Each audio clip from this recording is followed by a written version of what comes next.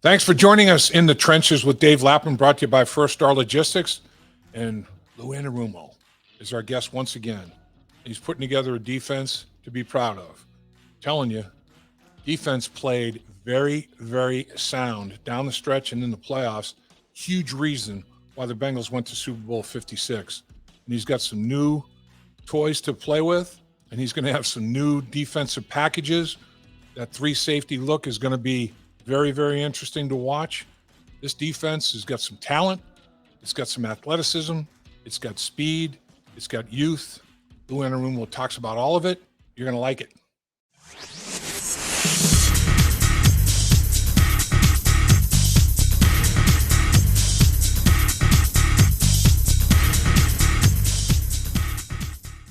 Welcome to our conversation with Bengals defensive coordinator Lou Anarumo. You're in the trenches with Dave Lapham, brought to you by First Star Logistics. And Coach, always a tough time of the year. You have guys that, first of all, appreciate you joining us, giving us some time, because I know it's busy. You got a lot of, you're balancing a lot of saucers and plates. You know, you're trying to do that balancing act. It's crazy today, isn't it? It's always a hectic day. It's a tough day, as you mentioned, Lap, just because these guys have worked their butts off since they got here in April, and given their all to try to make the team. Right. And unfortunately, the numbers are the numbers. So it's not the easiest day. And really, this is the beginning of it. You know, you've pared down to 53 men. Now there's procedural things. Okay, if I get this guy on the final roster and then put him on injury reserve and bring another guy back, it's less games, and all of those kind of things are going on. So the roster's in flux as such, particularly the back end of the roster could change over the next few days. And then also you have the 16-man practice squad that you're going to be, after 24 hours, when guys clear waivers for 24 hours, you can start pulling guys back. That 16-man practice squad is a vital thing, isn't it? Oh, it's huge. I mean, as you know, it's just so difficult to practice. Just with back in the day, 4 practice squad guys, whatever it was, right. And then they went up to 10 and now 16. So, or 6 practice, whatever it used to be. It just makes everybody's job better, and it also gives guys more opportunities, which is a good thing. No doubt, no question about it. So regulars or starters as such didn't play at all during the preseason, but got good work against the Rams for a couple of days. How do you feel about where your unit is right now?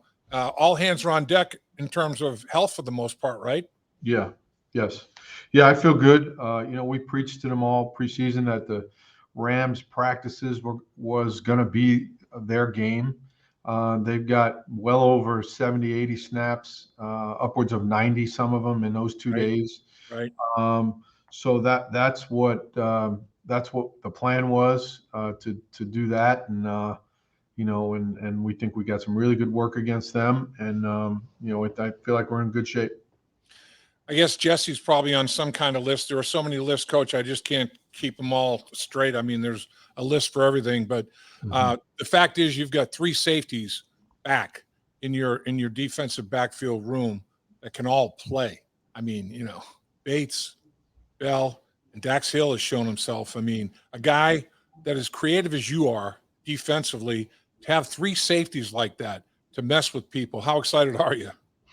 Anytime you can add quality depth to a position, and then another potential piece to do certain things with, it just gives you more flexibility to, formulate a game plan. Each week will be different, as we know, but I'm excited to see what Dax can do given some of the roles we're going to give him. And the thing about him is his intelligence. I mean, he's a guy, not only physically can handle it, but mentally it's not too big for him either, is it? Yeah, smart guy, works really hard at it. There's always a learning curve with rookies, and right. We trying to make sure that we get to maximize his strengths and get him going in the right direction. But he's had a good preseason. So on the back end, which is your expertise, your forte, and a lot of good players. I mean, a lot of guys had really, really strong camps. I mean, how hard was it to pare the roster down, and how many defensive backs would you like to see be able to get pulled back to your practice squad? Well, as many as possible. I think that's we got to manage. Zach does a great Zach and Duke and does a great job of managing the roster. But those guys, as soon as you get low at corner, it affects the whole team. And so we feel like we've got some depth there. We're going to have to, move around. Cam, Taylor Britt didn't really do much in training camp. And Right. so he's going to, when he does come back, it's going to be like training camp all over for him again. So he's a ways away. But we'll see how it goes. And we do have some guys there that we like. Some guys that played well in preseason, and so we feel good about it. What about Alan George, coach, the young college free agent out of Vanderbilt? Very, very sharp guy. Not only football player, but I mean, married guy, seems to have his head on totally straight. Did he make? Is he making the dance, or what's the situation with him? Yeah, happy what he did in the preseason, and it kind of warranted him a spot on our roster, especially with Cam being down. Yep. So again, there's just not a lot of corners out there, and he did a heck of a job for us. We felt like he got better since he showed up in April, and Coach Burks did a great job with him, getting him better. And we feel like he did enough to make the team. That's great. Anybody else, Coach, to report that maybe played above expectations, or is it pretty much according to Hoyle at that point in time? I think so. I mean, at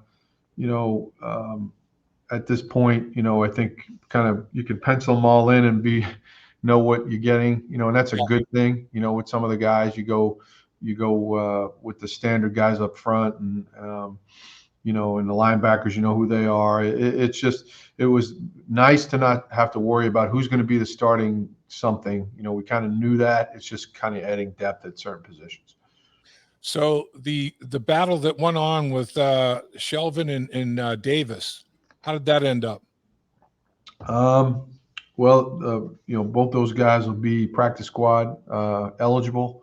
Mm-hmm. So if they get claimed, they'll be on another team. But if not, we'd be hoping to get those guys back on practice squad. Tell you, two guys that showed up, and it wasn't just one hit wonders. They showed up in all preseason games that they played in. The two draft picks, Zach Carter and Jeff Gunter. Those guys should give you some good snaps, shouldn't they, Coach?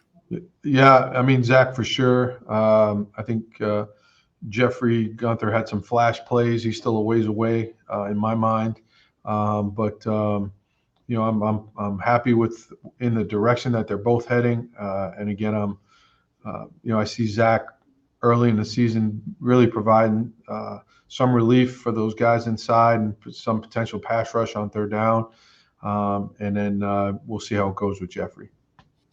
All right. Well, let's talk about the Pittsburgh Steelers. Can't stand them.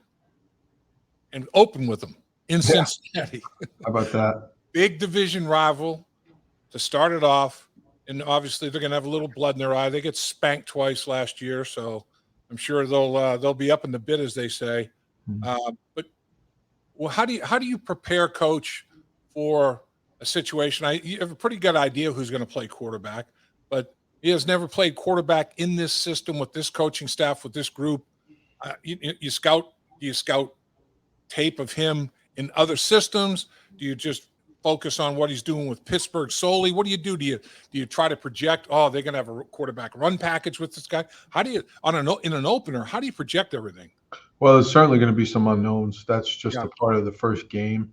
That's why we have rules in our defense. So, we may not practice something, but our rules should be able to handle what the offense, designs. And while it may not be the best thing, it's not something where somebody should be running wide open or a gap is open in the run game. So there'll be some stuff that, that'll be new that we'll have to adjust to during the game.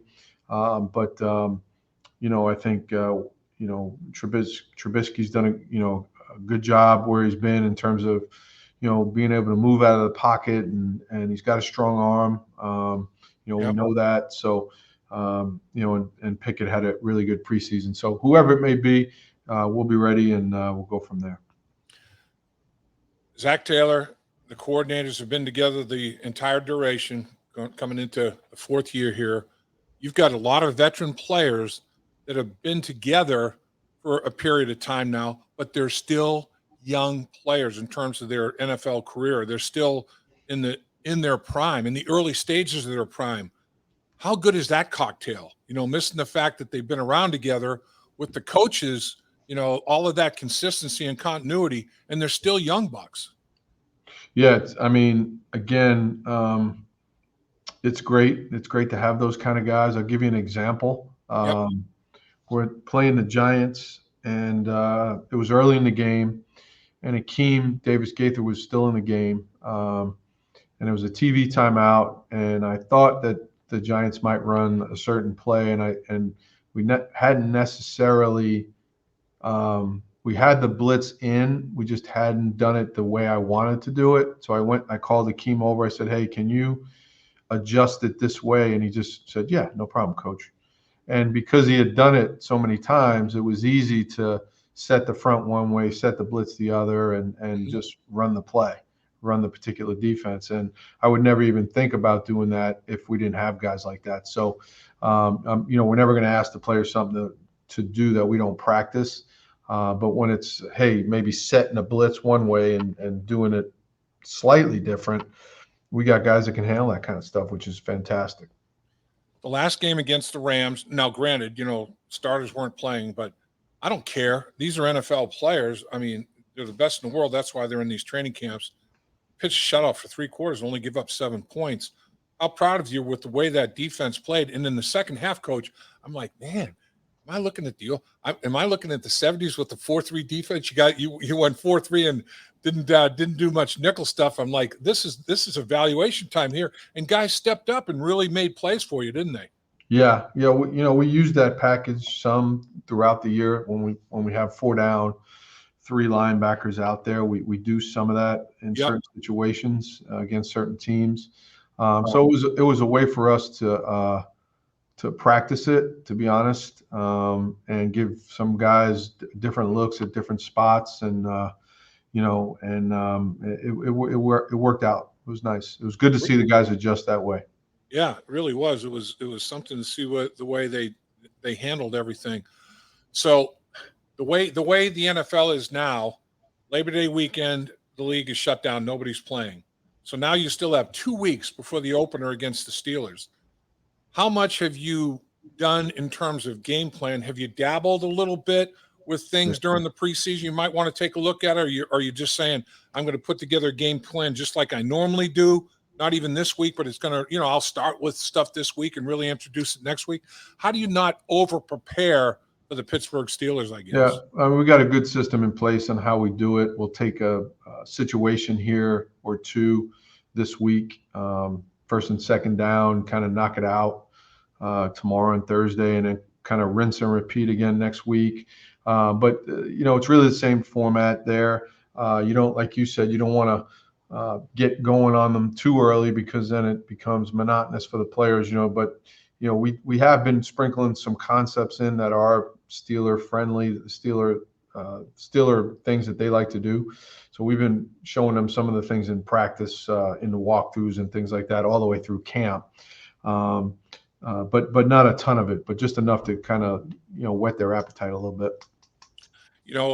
When the Super Bowl 16 season, we had an offensive coordinator named Lindy Infante and a defensive coordinator by the name of Hank Bullard, the doctor of defense, and both of them were very creative. And I remember vividly, we'd show up on Wednesday and like, what do we got, man? What do these guys come up with now? Players were so excited about it. I sense the same thing that you've got going with your players. It's like they're like, coach has got us doing something cool here. What are we looking at? What are we doing? Is that accurate? Is that feeling accurate? I mean, do you feel your players are like excited on Wednesday when you introduce your game plan to them? I think they're anxious to know what their jobs are going to be that week. Sometimes they change, So yeah, I think there's some. I'd like to think for sure that they're excited, no doubt. What are the coaches coming up with this week? But I think they know the core of what we're going to be, and just how we adjusted slightly here and there each game week will be is what they most look forward to. And we got some smart guys that are studying the tape, and I had some. They got a little taste of last against the Rams. I had Vaughn, Mike Hilton, and Jermaine Pratt were kind of standing next to me in the second half with game plan sheets, kind of giving me some suggestions for calls during the last game, and they came away with saying, boy, that's a lot of information you got to process pretty quickly. So it gave them a little bit of an appreciation of what it takes to do that on a Sunday. I said, well, it's a lot easier for you guys just go out there, see the ball, go get the ball, don't you think? And they laughed. So they are not ready to coach; they're ready to play for sure. Coach, that's unbelievable, and that kind of leads me to the one thing that I've noticed with this coaching staff and this group of players that you've assembled now. The lines of communication between all the coaches and the players, and then the players to the coaches and the coaches to the players, it's all wide open. And players feel like our coaches respect what we're seeing, what we're thinking, what we're feeling. We can give them information. We want to get information from them. It's like a total ownership thing. It's like everybody's buying in because, everybody respects what each other's, seeing and talking about. And that's powerful. That's powerful when everybody's got that feeling, that sense. And I respect you for it. That's the way it should be in a perfect world. Yeah, they know. First of all, I appreciate that. I just think, again, Zach and has created an environment where, the guys, like you said, feel empowered to be able to give their information, and they know sometimes it could be, all right, hey, listen, there's no gray area here. Right. This is how we're doing it, and then other times they'll be, well, how do you guys see this? And sometimes we'll listen, sometimes we won't. But it's within the system. It's not like they're coming up with some play that they just did on Madden last night and saying, hey, let's try this. Right. Not that. It's maybe a certain technique or, whatever. So we got smart guys. I like listening to smart people. Let me get you out of here on this, Coach, and appreciate you carving the time because I know no problem. This is a hectic day. All right. Let me ask Lou Anarumo himself. What would you like people around the league, when they think of your defense, what are 2 or 3 traits that you would like to come to people's mind first when they're thinking about a Lou Anarumo coach defense? I think there's 3 specific things that we talk to our guys about all the time, and it's always about being physical, being the most physical team on the field, being a team that is smart, that doesn't hurt themselves. They're going to be in the right place. They're not exposed in any one area, and then they're playing fast. Those 3 things: physical, smart, and fast defense. If you can do that, and it branches off into so many areas of, you're smart. That means you're situationally sound. You've got all those little details, and we pride ourselves on that, and hopefully it won't ever come up and bite us. Yeah, and if you're smart, you can play fast because there's no hesitancy, no indecision, man. You're on top of all of it. Coach, great stuff as always. Really respect what you do and how you do it. I know your players think the world of you, and they should. Appreciate your time. My pleasure, my friend. Good to see you as always, and just text me next time we're up and running. I'm good. There we go. See you, buddy. Put together a good one for those Steelers. Will do. All right, man. Thank you. Dave Lapham here, and every day I am grateful for my experience to have played professional football. As a player, I realize self-motivation, leadership, and appreciating your teammates are key. At First Star Logistics, you can use those same attributes to create the life you want for you and your family. Build your future by working hard like I did. You'll see results both on and off the field. Call First Star Logistics today and be part of our winning team. Opportunity knocking.